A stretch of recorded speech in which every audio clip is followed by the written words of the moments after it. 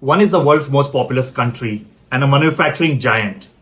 On the other side, we have a rising democratic powerhouse with unmatched potential. I'm talking about China and India. The two Asian titans are on a collision course of competition. But the bigger question lies, can India really take on China? Let's find out the real story, the strategy, and the challenges ahead. If you really loved my video, don't forget to subscribe, guys. Let's deep dive in now. At the current scorecard, China is a $17 trillion economy, whereas India is a $3.7 trillion economy. In terms of manufacturing capabilities, China is known to be a world's factory in terms of exporting EV, batteries, toys, clothes. Whereas India is still finding its global manufacturing identity. In terms of military capabilities, China has more jets, tanks, and naval capabilities, whereas India has strong defense alliances, nuclear triad, and a good exposure in the areas of battlefield. So there is a huge gap between China and India, but those gaps are not impossible to bridge in the future. I have identified 4 key areas for India to focus in the future. Firstly, invest in manufacturing area. India needs to move from assembling to innovating and exporting. At the moment, there are a lot of schemes in India which are attracting investors like Apple and Foxconn, but we need to focus on the infrastructure and ease of doing business like China did in its 90s.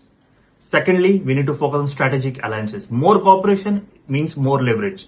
Have more strategic alliance with Quad countries, US, Japan, Australia, also with France and other countries, so that we can have more leverage in the future.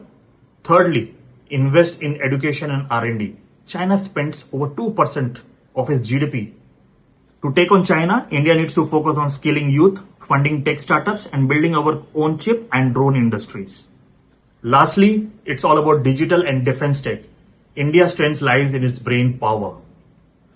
We are already exporting software. Now it's time to build digital public infrastructure, AI platforms, and next generation defense technology that the world buys from us. So these are the key areas. India's biggest strength isn't its army or economy. It is its youth, the young population that India has.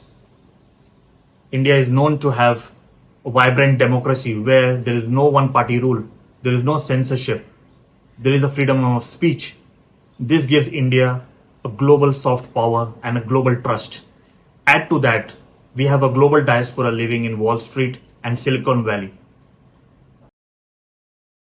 India-China rivalry isn't just only about trade, guys. It's also about our borders, our territory, right from Ladakh to Arunachal Pradesh. But India has shown resilience. To counter China's aggression, India must keep modernizing its military while avoiding escalation.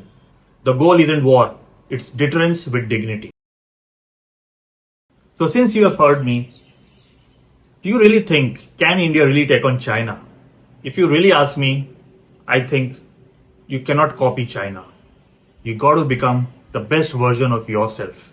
That's how you can overtake China. You need to focus on policies, speed up reforms, invest in education, empower the youth. These strategies need to be there for long-term purposes. Then only you can overcome China. India versus China isn't about governments. It's about us, how we create, build, and lead. That will make a difference. If you really think India can overtake China, do hit the like button and do post your comment.